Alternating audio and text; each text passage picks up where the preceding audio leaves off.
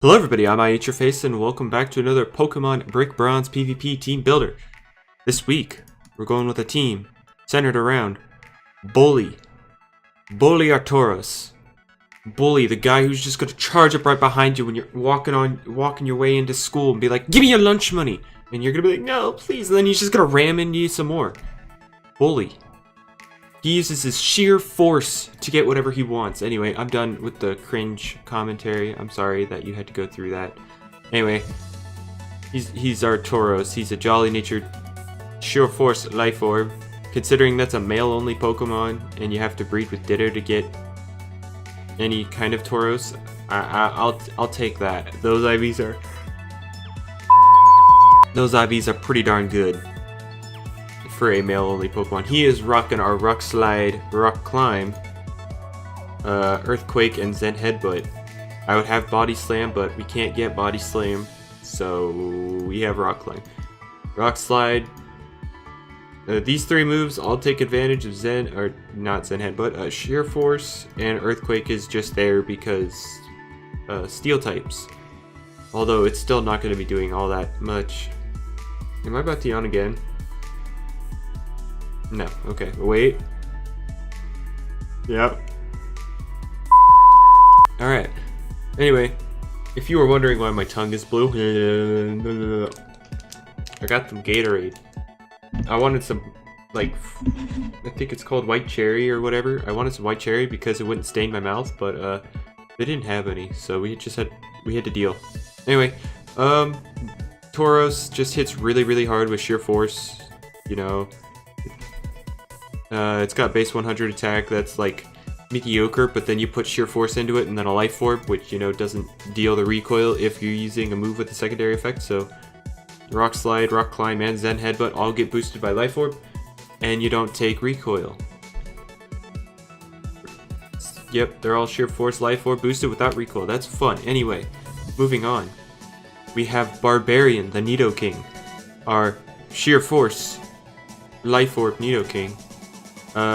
His IVs rip HP, but I wasn't gonna breed for another one, and unfortunately, unlike Jamie, I don't have the caps to constantly spend on every little screw up I have. Anyway, oh no, not your turn. Anyway, he's a timid nature. He's rocking Earth Power, Sludge Bomb, Ice Beam, and then Taunt. Earth Power, Sludge Bomb, those are your stab moves. Once Sludge Wave comes out, you put Sludge Wave on that, but Ice Beam hits things like Amoonguss and Gliscor, and then Taunt shuts down things like Amoonguss. Yeah. It's there for the more bulky things that try and eat up Nidoking's hits. Like Blisty, you can taunt that before you get dip on out, because there's no way a Nidoking's taking on a Blissey, let's be honest here. Anyway, moving on. We have Usain Bolt. Frozen Wrist bred this, I think. I just sworn it was someone else, but apparently it was Frozen Wrist. Anyway, Hidden Power Ice. Wish that was 0, but it's a timid nature, Mega Manectric, Thunderbolt, Hidden Power, Overheat, and Volt Switch. People would ask me, why do you have Overheat on your Mega Manectric? Well, besides this thing, what really stops Superior? And then you look at Overheat, and that OHKO's Superiors. So that's why I have Overheat. But yeah, it's just a fast electric type, pretty much required. You know, for like mainly this team pretty much needs the electric type. Mainly because things like this are everywhere, and you saw how the last battle went. This thing just kind of manhandled my team. Anyway, up next we got Pork Rinds, our Chestnut. Bulletproof, Leftovers, Impish Nature, just max HP, max defense, rip HP, sorry, but it's a hidden ability, but couldn't really do much about it. It's got Spike Synthesis, Seed Bomb, and Hammer Arm. Now, if Tutors were out, this would be Wood Hammer and Drain Punch, but we don't have Drain Punch, so I'm not going to run Wood Hammer to wear me down. to force me to use synthesis faster. So for now, we're just gonna run Seed Bomb, Hammer Arm. Spikes give me hazards, which then chips at things. I believe Nidoking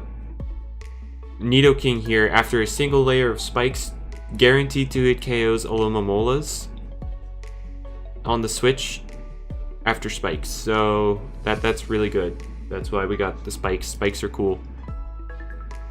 But yeah, bulky. It's Crobat bait, unfortunately, but we have that, and we have that. Up next, we got Yuno, our Crobat. Yuno is based off that Future Diary, I believe, and the reason it's after a Crobat is because, well, Crobat is insane right now in Brick Bronze, and that character is insane. Anyway, we got Brave Bird Oh, I'm sorry, my bad. Roost. I thought that said fly for a second. That would have been stupid. And then U-turn. It's max HP, max speed, and a little bit, that last bit in attack, holding the black sludge because, we don't want to get tricked, even though nobody uses trick right now, mainly because, choice scarf isn't a thing, and most trick users have a choice item, and I wish choice items were in the game. But anyway, it's a really fast bird. And by bird, I mean bat. And by bat, I mean flying type. And, well, as we learned from the last battle, speed is key. And to round out the team, we have Aquarius, our Vaporeon, Bold Nature, Leftovers, max HP, max defense. And after looking at this team, I look at, Chandelure and, oh boy, anyway. Oh, I didn't mean to do that. We gotta go over the moves, even though it's just Toxic Wish, Scald, Protect. It's just a defensive water type. So we got a physically defensive thing, a physically defensive thing, just a bulky thing, and then offensive Pokemon. Don't see any problems with this team whatsoever. I won't have any problems at all. Especially not against Pokemon like Latias or Chandelure. No, definitely not. Gengar I'm not worried about because this thing eternally walls it for all of eternity. Because Sludge Bomb and Shadow Ball are both ball moves, so they're blocked. Focus Blast is also blocked, and Energy Ball is also blocked by Bulletproof, so it's like, you can Thunderbolt me if you got it. You can't touch it otherwise. But yeah, this team... the star is Tauros, but really it's both the Barbarian and the Tauros. Barbarian and the Bully. Now, if I could see like a Nidoking just majestically riding on an enormous Tauros, because Nidoking's a hefty dude and a normal sized Tauros probably wouldn't be able to carry it. But Nidoking on top of a Tauros, that would just be majestic. And that's what I pictured here. But yeah, the theme of the team is just sheer force. Break 'em with sheer force. We got a sheer force user on the physical and special side, so it's gonna be fun! Anyway, I'm excited to use this team. I hope you are excited, just waiting to see a battle with this kind of team. Or at least from me. Anyway, I'm gonna stop rambling on now. I'll see y'all in the upcoming battles, aka Monday through Friday. Oh wait, let me address.